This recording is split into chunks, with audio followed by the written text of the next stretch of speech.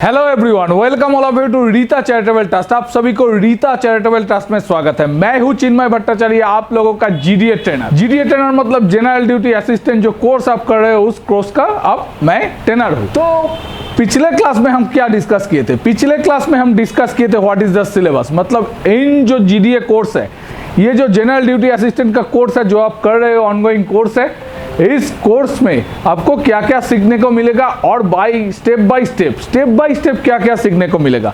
तो चलिए शुरू करते हैं। Introduction of health care system in India, मतलब हमारे देश में हेल्थ केयर सिस्टम क्या है, हमारे देश में हेल्थ केयर सिस्टम क्या है, ये जो चैप्टर है ये चैप्टर नंबर 1 है। तो आज से आपका चैप्टर चालू हो रहा है। तो what is the health care system available in India, हमारे देश में, हमारे भारत देश में हेल्थ केयर सिस्टम क्या है, who are the primary worker, who are the secondary worker and who are the tertiary worker. मतलब प्राइमरी यानी प्रीलिमिनरी स्टेज में कौन काम करता है, सेकेंडरी स्टेज में कौन काम करता है, और टर्शियरी मतलब उससे भी एडवांस स्टेज में कौन कौन काम करता है, और क्वार्टरली मतलब चौथा जो एडवांस स्टेज है उसमें कौन कौन काम करता है। तो पहले हमको समझना है हेल्थ केयर क्या है। हेल्थ यानी स्वास्थ्य, हमारा जो स्वास्थ्य है उसको अंग्रेजी में कहा जाता है हेल्थ। और स्वास्थ्य को केयर करना, कौन केयर करता है? बहुत सारे डॉक्टर हैं, नर्सेस है, मेडिकल जो ट्रीटमेंट होता है, ट्रीटमेंट वगैरह मेडिकल जो सपोर्ट होता है, उन सपोर्ट को कहा जाता है हेल्थ केयर। क्या कहा जाता है उसको? Health care. तो हेल्थ केयर किसे कहा जाता है? हमारे हेल्थ में, हमारे हेल्थ का जो सपोर्ट सिस्टम हमारा हेल्थ का केयर करता है, उस पर्टिकुलर सपोर्ट सिस्टम को कहा जाता है हेल्थ केयर। तो हमारे देश में हेल्थ केयर वर्कर्स कौन है? हेल्थ केयर वर्कर्स बहुत सारे हेल्थ केयर वर्कर्स है जो हेल्थ केयर में काम करता है, प्रोफेशन में है, इन पर्टिकुलर हेल्थ केयर प्रोफेशन में है। वो जो सारे लोग इन प्रोफेशन में इन्वॉल्व है उसमें बहुत सारे लोग हैं, जैसे डॉक्टर हो गया, नर्स हो गया, हॉस्पिटल स्टाफ हो गया, और भी बहुत सारे जो हॉस्पिटल स्टाफ, नर्स छोड़ के जनरल ड्यूटी असिस्टेंट स्टाफ, या तो फिर हॉस्पिटल का जो सफाई कर्मी जो हॉस्पिटल में सफाई करता है वो भी हेल्थ केयर के साथ जुड़े हुए हैं। ये सारे छोड़ के, हॉस्पिटल छोड़ के बहुत सारे और भी हेल्थ केयर वर्कर है जो मेडिकल में काम करता है, मेडिकल मतलब फार्मेसी में काम करता है। वो क्या करता है? वो भी हमको हेल्थ केयर सर्विस प्रोवाइड कर रहा है। क्योंकि एक दवा आपको कोई ABCD कुछ बीमारी हुआ, आप डॉक्टर के पास गए, डॉक्टर एक हेल्थ केयर प्रोफेशनल है, डॉक्टर आपको एक पर्चा लिख के दिया, डॉक्टर का चेम्बर में जो अटेंडेंट है मतलब जो कंपाउंडर है, जो डॉक्टर का नाम लिखते हैं, डॉक्टर के लिए आप जब नाम लिखाते हो वो जो नाम लिखता है वो भी एक हेल्थ केयर प्रोफेशनल है। तो आज का जो क्लास है, इस क्लास में हम डिस्कस करेंगे who are the frontline healthcare provider, who are the secondary healthcare provider, who are the tertiary healthcare provider, who are the quarterly healthcare provider। हमारे देश में आपको अगर कुछ बीमारी हो गया, मान लीजिए आपको तेज बुखार है, 3 दिन से बुखार है, आप पहले किसके पास जाओगे? आप पहले जाओगे और जाना चाहिए प्राइमरी हेल्थ केयर सेंटर। सरकारी जो प्राइमरी हेल्थ केयर सेंटर होते हैं, मतलब हर एक गांव में होते हैं प्राइमरी हेल्थ केयर सेंटर, मतलब प्राथमिक चिकित्सा केंद्र। प्राइमरी हेल्थ केयर वहीं पे होता है। इसे वहाँ पे जो लोग काम करता है, डॉक्टर जो जनरल फिजिशियन है, जनरल फिजिशियन मतलब जो GP, सारे कॉमन फिजिशियन जो सारे कॉमन डिजीज देखते हैं, जो कॉमन डिजीज का ट्रीटमेंट करते हैं, वो जो डॉक्टर है वो है प्राइमरी हेल्थ केयर प्रोवाइडर। मतलब प्राइमरी हेल्थ केयर प्रोवाइडर, आपका जो प्राथमिक चिकित्सा कौन करेगा? वो डॉक्टर करेगा, पार्टिकुलर वो डॉक्टर करेगा। उसके साथ कौन रहता है प्राइमरी हेल्थ केयर सेंटर में? प्राइमरी हेल्थ केयर सेंटर मतलब मान लीजिए एक डॉक्टर का OPD हो गया। OPD का फुल फॉर्म क्या है? OPD का फुल फॉर्म है आउट पेशेंट डिपार्टमेंट। OPD सरकारी हो सकता है, हॉस्पिटल में हो सकता है, या तो फिर डॉक्टर के क्लिनिक में OPD होता है। डॉक्टर खुद OPD करता है, मतलब डॉक्टर जब खुद चेम्बर करते हैं, घर पे चेम्बर करते हैं। मान लीजिए कोई रूरल मेडिकल प्रैक्टिशनर हो गया, RMP, ये नोट कर लीजिए, what is the full form of RMP? RMP का फुल फॉर्म क्या है? RMP का फुल फॉर्म है रूरल मेडिकल प्रैक्टिशनर। ये क्या करता है? RMP क्या करता है? RMP जो लोग प्रैक्टिस करता है, आपको गांव में मिल जाएगा, बहुत सारे गांव में RMP भरा पड़ा है। हमारा देश का जो प्राथमिक चिकित्सा व्यवस्था हमारा देश का जो प्राइमरी हेल्थ केयर सिस्टम ये मोस्ट डिपेंडेंट ऑन आरएमपीज, मतलब जो रूरल मेडिकल प्रैक्टिशनर होता है, जो ग्रामीण चिकित्सक होता है, उनके पास एमबीबीएस का डिग्री नहीं होता है, उनके पास एमबीबीएस का डिग्री नहीं होता है, लेकिन वो सीएमएस ईटीडी ऐसा कुछ कोर्स है जो अप्रूव्ड, गवर्नमेंट अप्रूव्ड कोर्स है, वो कोर्स करके वो प्राथमिक जो प्राइमरी हेल्थ केयर होता है, प्राइमरी जो चिकित्सा होता है, वो सब करते हैं। तो आरएमपी का फुल फॉर्म क्या है? Rural medical practitioner. ये आपका क्वेश्चन में, एग्जाम का क्वेश्चन में आने वाले हैं। What is the full form of RMP? RMP का फुल फॉर्म क्या है? Rural medical practitioner. तो आप पहले जाओगे, अगर घर के पास कोई आरएमपी है, मान लीजिए हॉस्पिटल में डॉक्टर अवेलेबल नहीं है, या तो फिर डॉक्टर का चेम्बर है, प्राइवेट चेम्बर है जिसपे बहुत सारे फीस लगते हैं, 200 रुपया, 300 रुपया, 500 रुपया, या तो फिर जनरली जीपीज जो होता है, जनरल फिजिशियन जो होता है, उनका फीस 200-300 के आसपास ही होता है, 500 भी होता है कुछ कुछ क्षेत्र में।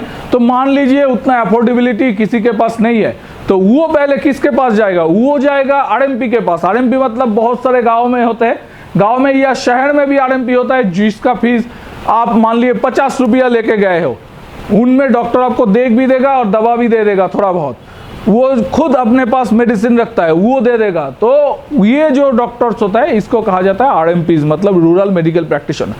तो प्राइमरी जो हेल्थ केयर है, प्राइमरी हेल्थ केयर इन्हीं लोग प्रोवाइड करते हैं। जीपीज मतलब जनरल फिजिशियन, जो हॉस्पिटल में प्लेन एमबीबीएस फिजिशियन है, एमबीबीएस डॉक्टर है, जो प्रेस्क्राइब करते हैं, प्राइमरी हेल्थ केयर में पोस्टेड है, जो मेडिकल ऑफिसर है, वो एक हो गया।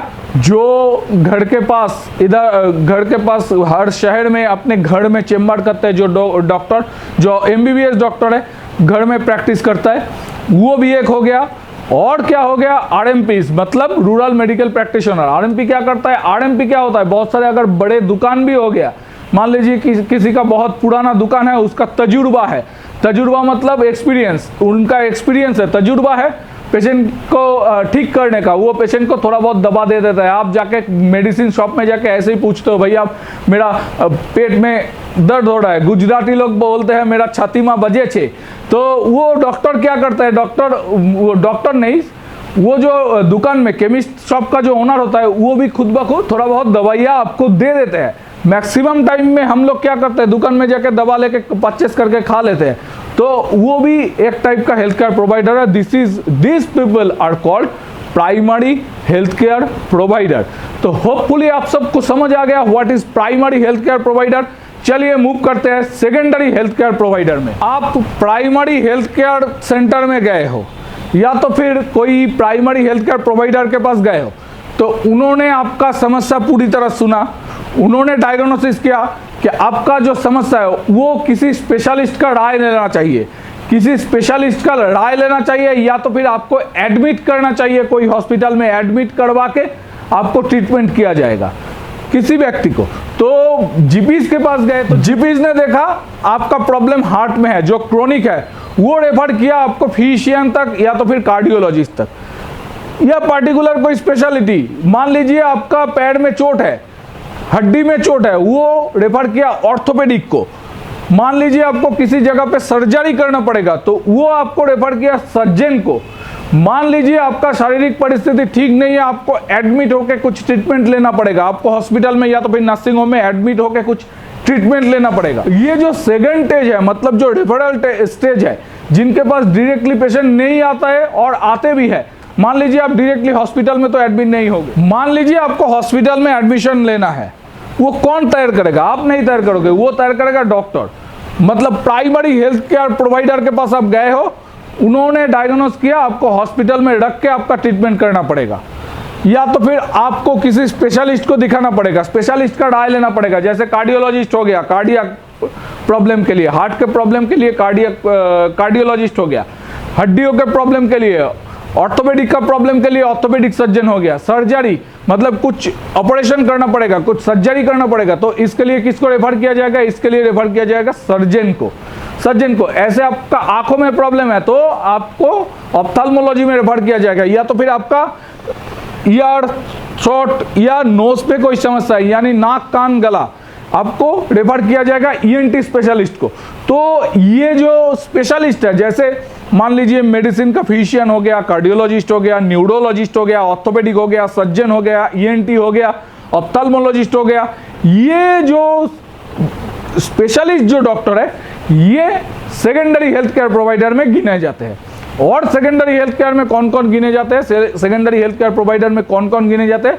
जैसे मान लीजिए आपको हॉस्पिटल में एडमिशन लेना पड़ेगा, तो हॉस्पिटल में डॉक्टर आपको देखेंगे, और हॉस्पिटल में हॉस्पिटल का जो स्टाफ आपको हेल्थ केयर प्रोवाइड करेगा, जैसे नर्स हो गया, जनरल ड्यूटी असिस्टेंट हो गया, जैसे हॉस्पिटल का बाकी सारे स्टाफ हो गया, बाकी सारे अथॉरिटीज हो गया, इन सारे अथॉरिटीज को गिना जाता है सेकेंडरी हेल्थ केयर प्रोवाइडर में।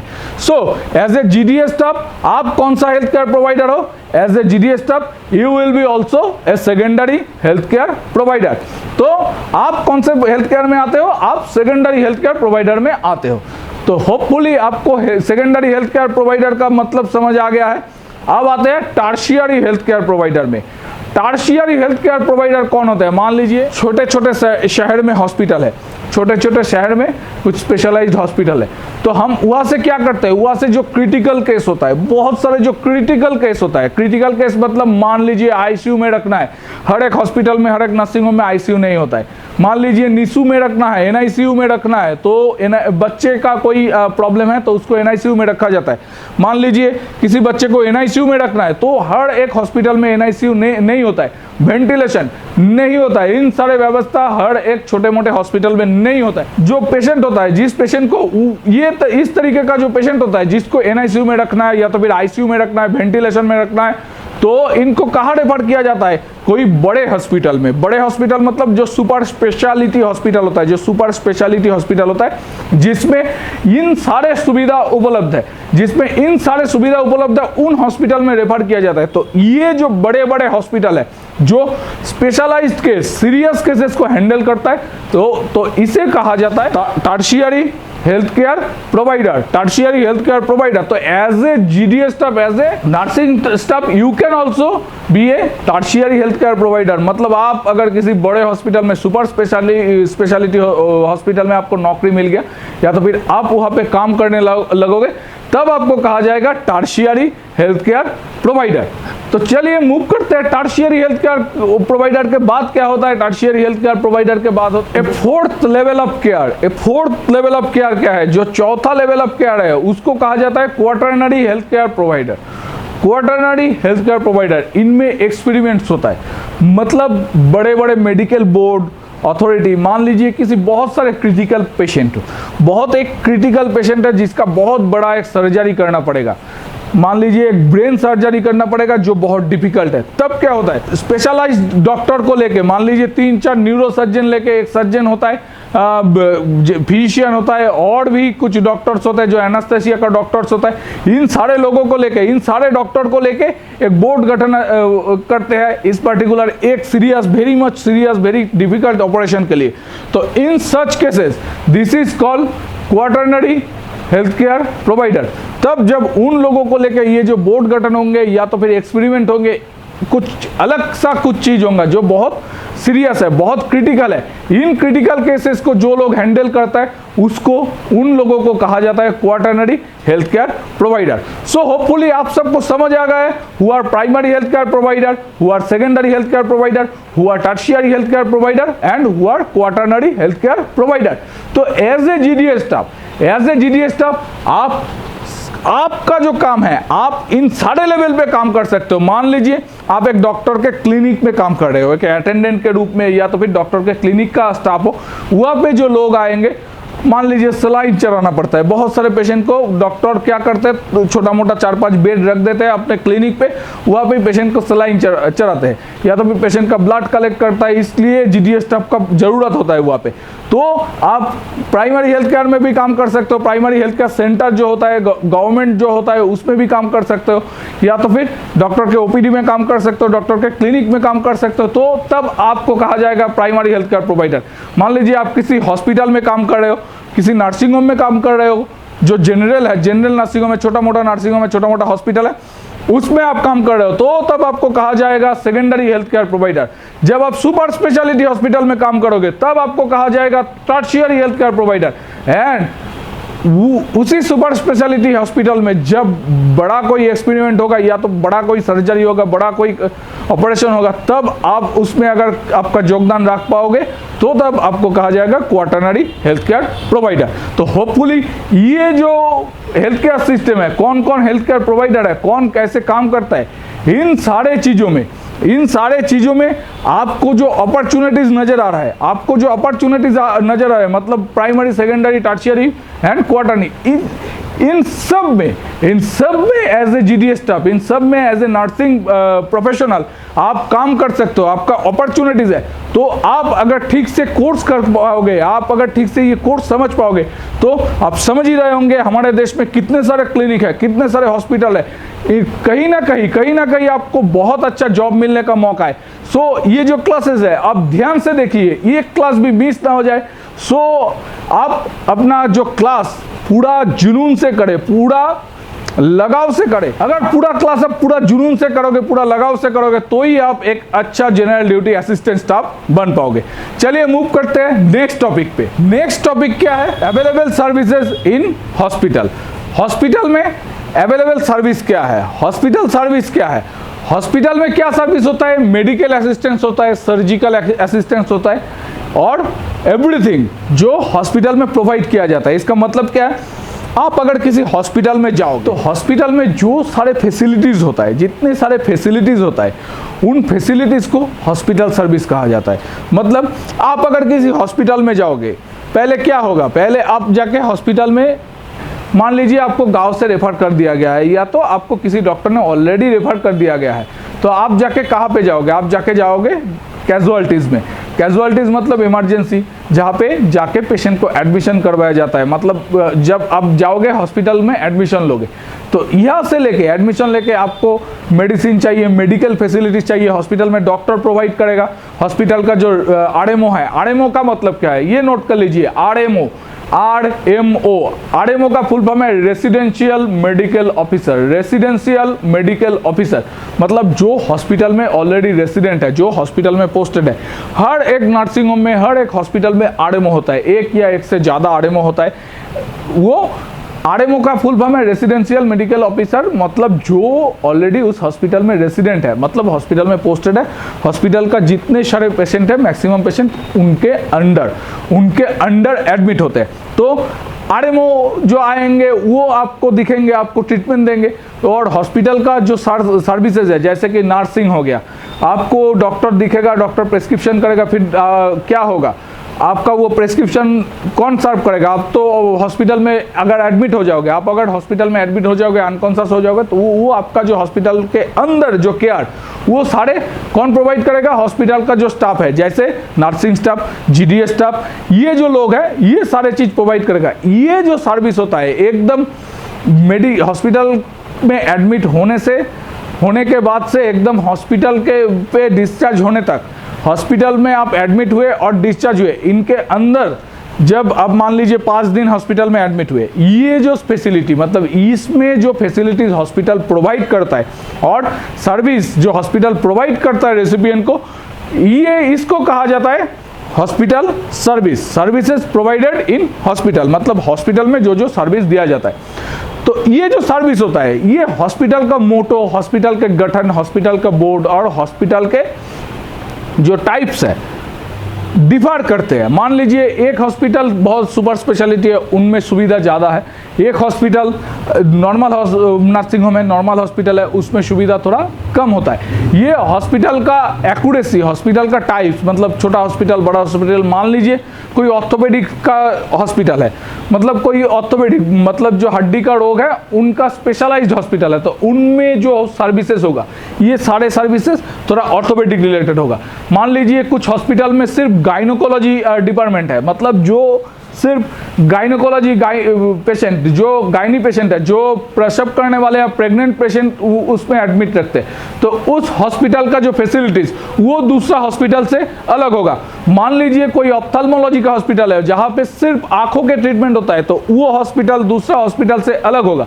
लेकिन कुछ ऐसा सर्विसेज है, कुछ ऐसा कॉमन सर्विसेज है जो सारे सर्विस मैक्सिमम हॉस्पिटल में होता है, तो हम उसी सर्विस के बारे में डिस्कस करेंगे। नंबर वन है ward facility.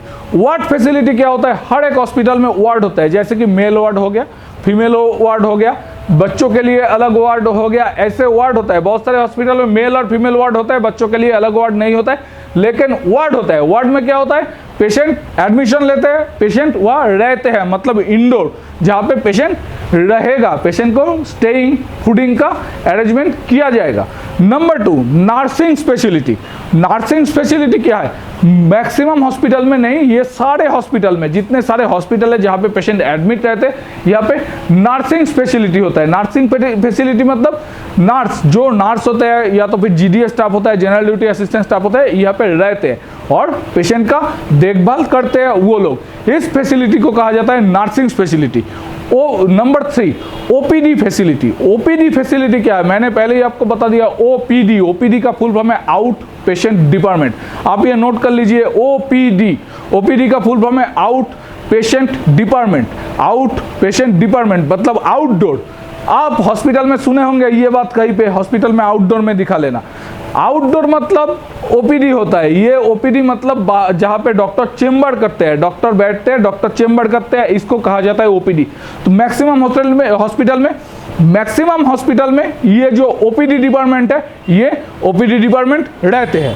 Number 4, ICU. ICU intensive care unit. ICU का फुल फॉर्म क्या है? आईसीयू का फुल फॉर्म नोट कीजिए, intensive care unit. Intensive care unit, ICU facility.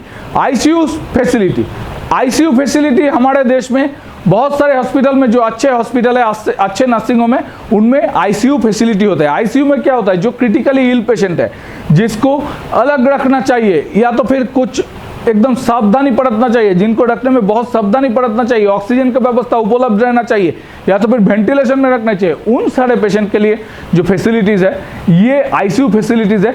Maximum अच्छे हॉस्पिटल में, मोस्ट अच्छे हॉस्पिटल में ये जो आईसीयू है, ये आईसीयू फैसिलिटी होता है। Number 5, pharmacy and diagnosis. Pharmacy and diagnosis.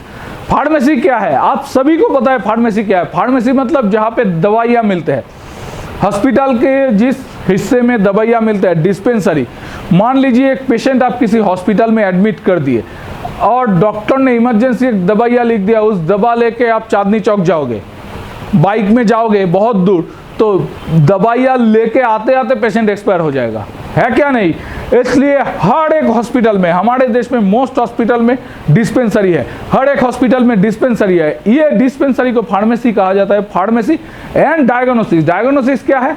मान लीजिए आपको ब्लड टेस्ट करना पड़ेगा, ब्लड टेस्ट करना पड़ेगा या तो फिर कुछ टेस्ट करना पड़ेगा, ईसीजी करना पड़ेगा या तो फिर इको करना पड़ेगा। इको सारे हॉस्पिटल में अवेलेबल नहीं रहता है, इको, एमआरआई, सीटी स्कैन ये सारे हॉस्पिटल में अवेलेबल नहीं रहता है, लेकिन बाकी जो कॉमन डायग्नोसिस है, मतलब पैथोलॉजी, जहाँ पे ब्लड टेस्ट होता है, इन सारे चीज़ हमारे देश में बहुत सारे अच्छे हॉस्पिटल में या तो फिर छोटा मोटा हॉस्पिटल में भी ये डायग्नोसिस जो फैसिलिटी है, डायग्नोस्टिक जो फैसिलिटी है, ये अवेलेबल है। क्योंकि हॉस्पिटल के अंदर किसी पेशेंट एडमिट है, उस पेशेंट का सैंपल लेके बाहर जाएगा, फिर टेस्ट होके आएगा, तो इसमें भी बहुत ज़्यादा वक्त लग जाएगा।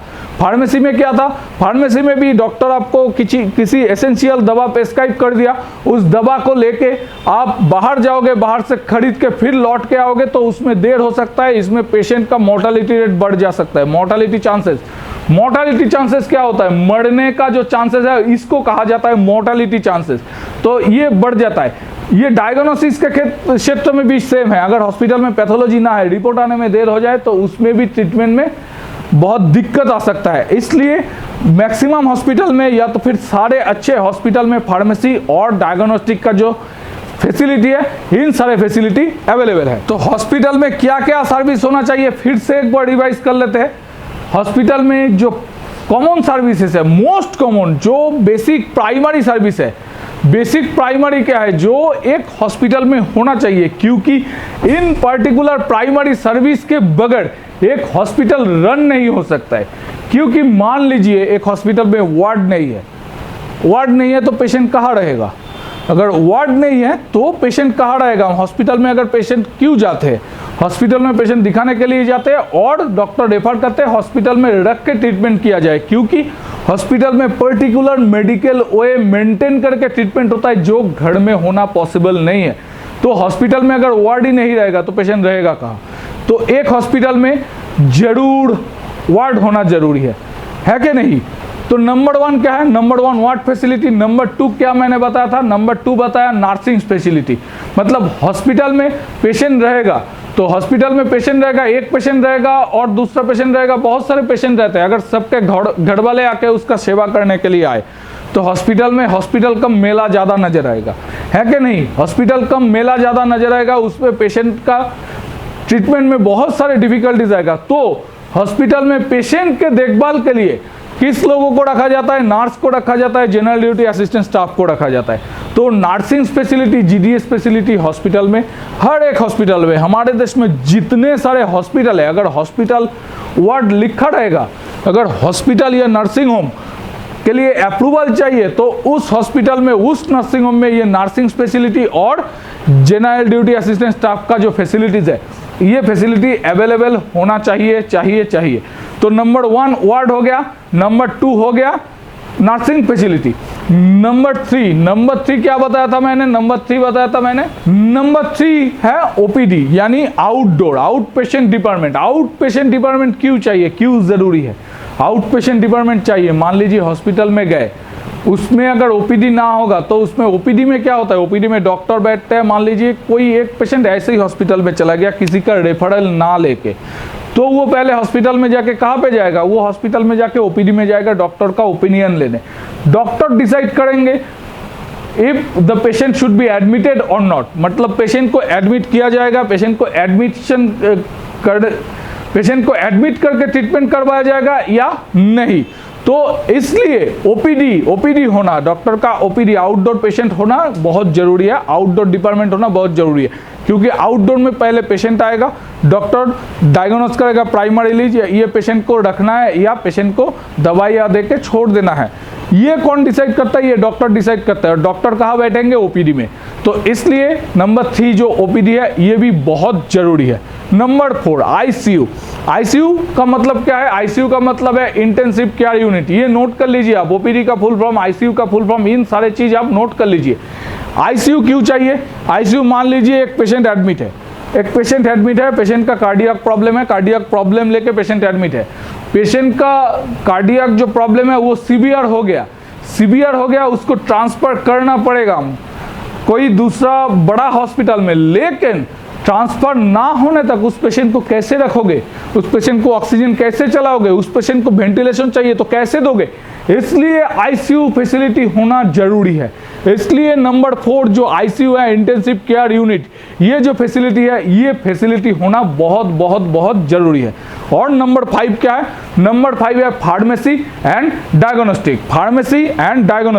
फार्मेसी एंड डायग्नोस्टिक फैसिलिटी भी बहुत जरूरी है, क्योंकि जो मैंने पहले ऑलरेडी हम डिस्कस कर चुके हैं, एक पेशेंट को बहुत एसेंशियल एक दवाइया का जरूरत है, वो दवाई डॉक्टर प्रेस्क्राइब कर दिया, लेकिन अगर हॉस्पिटल में वो पर्टिकुलर दवाइया पर्टिकुलर कुछ मेडिकल इक्विपमेंट जैसे इंजेक्शन सिरिंज ही मान लो, दवाई नहीं, इंजेक्शन सिरिंज ही मान लो, दवाई आपके पास है, पॉकेट में लेके ही आप गए हो मान लो, लेकिन इंजेक्शन सिरिंज या तो फिर कुछ कैथेड्रल ट्यूब, इन सारे चीज भी अगर हॉस्पिटल में अवेलेबल नहीं है, आपको बाहर जाना पड़ेगा खरीदने के लिए।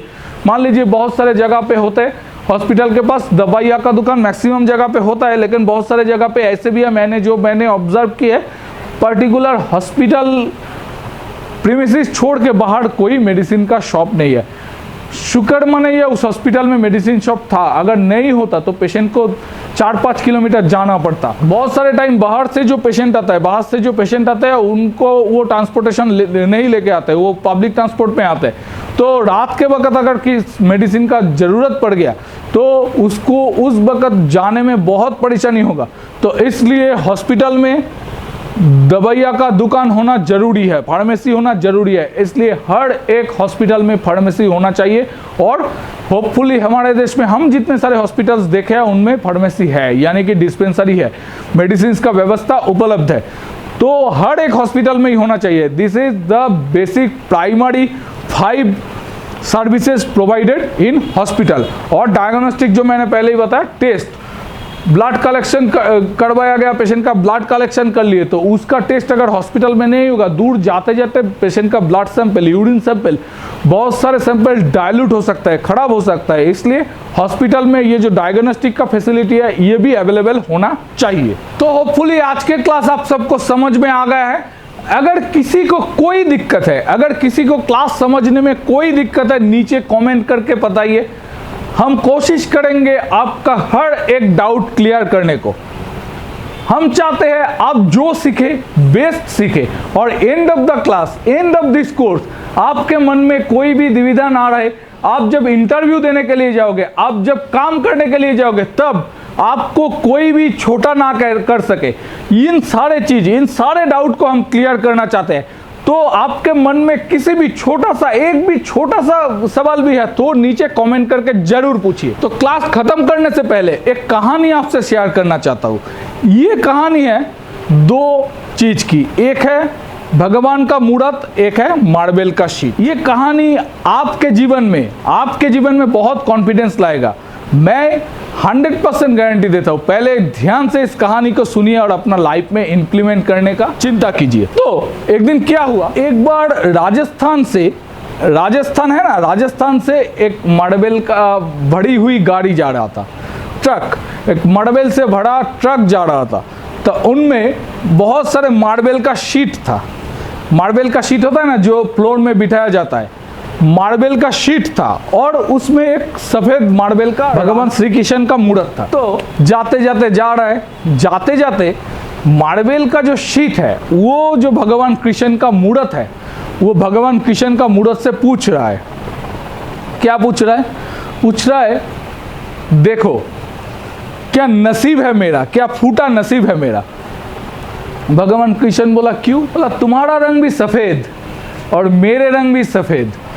तुम भी राजस्थान के मकराने में पैदा हुए हो, मैं भी राजस्थान के मकराने में पैदा हुआ। तुमको भी डायनामाइट से तोड़ा गया, हमको भी डायनामाइट से तोड़ा गया। तुमको भी चट्टानों ने पाला, हमको भी चट्टानों ने पाला। लेकिन मेरा नसीब देखो, तुम में और मुझ में तो कोई फर्क नहीं है, लेकिन मेरा फूटा हुआ नसीब मुझको क्या बना दिया। भगवान कृष्ण पूछा, क्या बना दिया? तुम इतना दुखी क्यों हो? वो शीट फिर से बोला, दुखी कैसे नहीं होऊंगा, तुम में और मुझ में कोई फर्क नहीं है, फिर भी देखो तुमको भगवान के नाम पे पूजा जाएगा, और जिस मंदिर में तुमको पूजा जाएगा उसी मंदिर का फ्लोर में हमको बिछाया जाएगा। हमको पैरों तले कुचल के लोग तुमको पूजेगा, हमें पैरों तले कुचल के, मुझे पैरों तले कुचल के भगवान के नाम पे तुमको पूजेगा। तो अगर तुम भगवान हो तो बताओ मेरा नसीब ऐसे फूटे क्यों है? तो भगवान कृष्ण ने सिर्फ हंसा, लेकिन वो मार्बल का शीट जो था वो बहुत एकदम टेढ़ा था। वो भगवान को बोला, नहीं, हंसने से नहीं चलेगा, तुम अगर भगवान हो तो हमको बताओ, बताना पड़ेगा मेरा नसीब ऐसा फूटा क्यों है। तो भगवान श्री कृष्ण ने कहा, देखो भाई, तुम में और मुझ में कोई फर्क नहीं है, तुम बिल्कुल सही कहे। तुम्हारा रंग भी सफ़ेद, मेरा रंग भी सफ़ेद, हम दोनों को चट्टानों ने पाला, दोनों को ही डायनामाइट से तोड़ा गया, इतना तक ठीक है। तुम भी राजस्थान में पैदा हुए, मैं भी राजस्थान के मकराने में पैदा हुआ, इतना तक तो बिल्कुल ठीक है। लेकिन तुम में और मुझ में फर्क है। तो मार्बल का शीट फिर कहा, ऐसे फर्क है बोलने से मैं नहीं मानने वाला, बताओ क्या फर्क है। किशन ने बोला, हाँ, रुको, सब्र करो, ये सब्र, यही फर्क है, तुम में और मुझ में फर्क है। ये जो सब्र, तुम बहुत जल्दी अपना आफा खो बैठते हो, ये तुम में और मुझ में फर्क है। और एक फर्क है तुम में और मुझ में। वो बोला, बोलो क्या? बोला, फर्क है, तुमने आसान रास्ता चुने, यही फर्क है तुम में और मुझ में, तुमने आसान रास्ता चुने। मार्बल का शीट बोला, कैसे हम आसान रास्ता चुने, बताओ। भगवान कृष्ण ने कहा, जब तुमको और हमको डायनामाइट से तोड़ा गया तब तुम भी एक पत्थर के बड़े डेले थे, मैं भी एक पत्थर का बड़े डेला था। जब मूर्तिकार ने तुमको पीटना चालू किया छेनी और हथौड़ी से, छेनी और हथौड़ी का मार खा के, छेनी और हथौड़ी का मार खा के तुमने आसान रास्ता चुने, तुम टूट गए, इसलिए तुमको मार्बल का शीट बना दे गया। और मुझे देखो, मूर्तिकार जितना बार, एक बार, 10 बार, 100 बार, 1000 बार, लाखों बार मुझे पीटता गया, मैं मार खाता रहा, मैं मार सहता रहा, इसलिए मैं अंत में मूर्त बन पाए।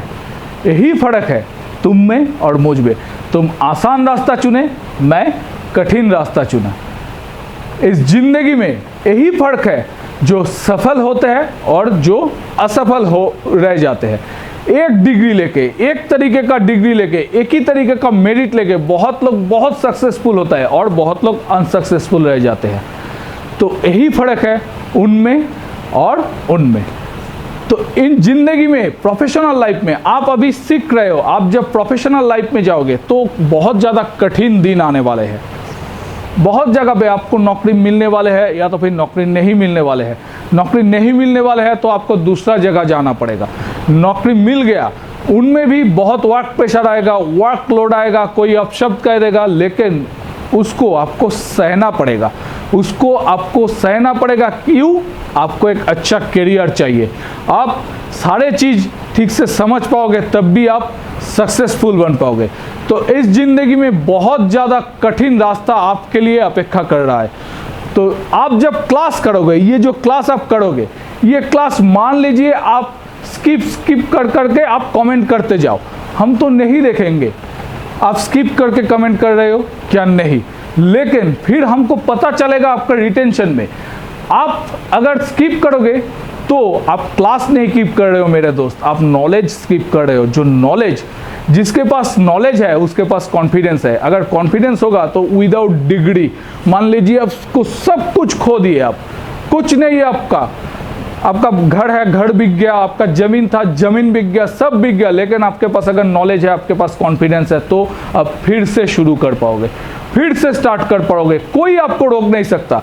तो क्लास स्किप करोगे तो अपना नॉलेज स्किप करोगे। सो माय डियर फ्रेंड्स, ये जो क्लासेस है, ये क्लासेस को आप मन लगा के करो। हम चाहते हैं एंड ऑफ दिस कोर्स, ये कोर्स कंप्लीट होने के बाद अब जहां जाओ एकदम फुल कॉन्फिडेंस के साथ जाओ, फुल नॉलेज के साथ जाओ और जाके अपना इंटरव्यू क्रैक करो, अपना नौकरी पे लग जाओ और सक्सेसफुल करियर बनाओ। तो इसलिए लास्ट क्लास खत्म होने से पहले मैं जस्ट एक ही बात और कहना चाहता हूं, इस जिंदगी में बहुत ज़्यादा वार आपको मिलेगा। जो पत्थर छेनी और हथौड़ी के वार से टूट जाए वो पत्थर कभी मूर्त नहीं बन सकता। और मार खाते खाते जो अगर आप सहते रहोगे और अपना हौसला को आप बुलंद रखोगे तो आप एक दिन 100% सक्सेसफुल बनोगे। इस जिंदगी में, ये जिंदगी का जो रोड है, इस रोड में बहुत ज़्यादा मार आपको मिलेगा, बहुत ज़्यादा दर्द आपको मिलेगा। उस दर्द में जो टूट गया वो है रोड साइड का कंकर, मतलब उसका करियर खत्म। इस दर्द में जो टूट गया वो है रोड साइड का कंकर। जो नहीं टूटा, जो एकदम डटे रहे और जो नहीं टूटा वो है मंदिर का शंकर। जो टूट गया वो है रोड साइड का कंकर और जो नहीं टूटा वो है मंदिर का Shankar. So thank you so much, have a nice day, take care.